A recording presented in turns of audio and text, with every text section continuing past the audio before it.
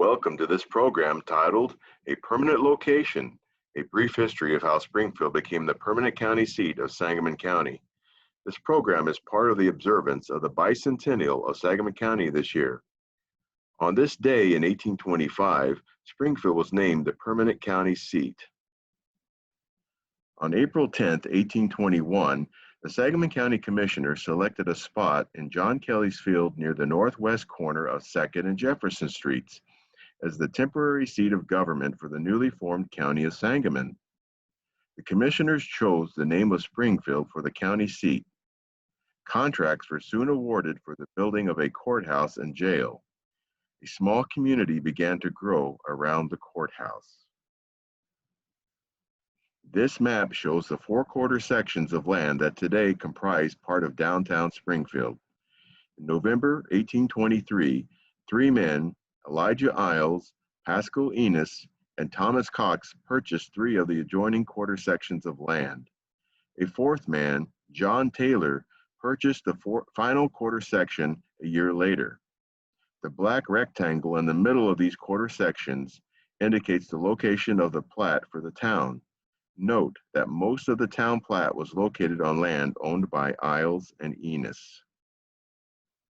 On November 12, 1823, James Latham wrote a letter to Ninian Edwards stating that Cox, Enos, and Iles purchased the site for Springfield and altered the name to Calhoun, noting that Mr. Calhoun was growing in popularity in the area. This is a plat of the town of Calhoun, which was named after Senator John C. Calhoun of South Carolina. Iles and Enos had a plat surveyed, so the courthouse was placed in the northwest corner of the plat. This location, along with the block reserved for a public square in the eastern half of that plat, was intentional. These men knew that one day a permanent county seat was going to be selected, and there was no guarantee that their town would remain the county seat. Keeping the county seat in Springfield was important to the survival of the young town. The men didn't have to wait long for the state of Illinois to make a move. On December 23, 1824, an act was passed establishing the permanent boundaries of the county, and more importantly to Iles and Enos, a process for deciding on a permanent location for the county seat.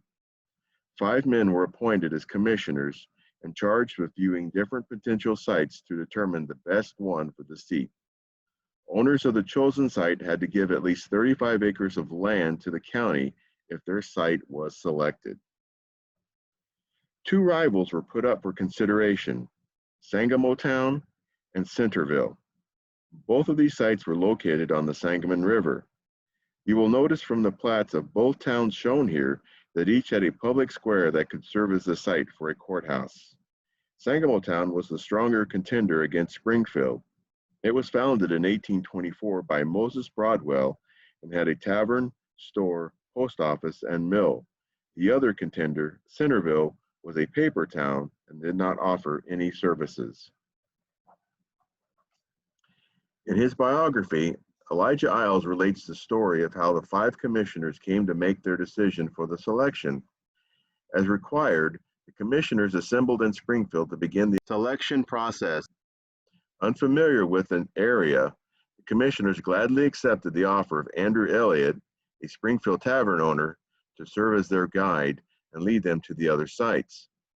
Elliott led the poor commissioners on a long route through every backwater to Sangamon Town, giving them the impression that its inaccessibility made it a poor choice. The same would be said about Centerville. The return trip to Springfield was just as awful or even worse. Iles did his part to help the commissioners in their decision by providing them with a great meal and allowing them to cash in their nearly worthless state scrip at face value for goods in his store. On March 18th, the commissioners selected Springfield as the permanent county seat. So it fell on these 2 men, Elijah Iles and Pascal Enos, to deed 35 acres of land to Sangamon County.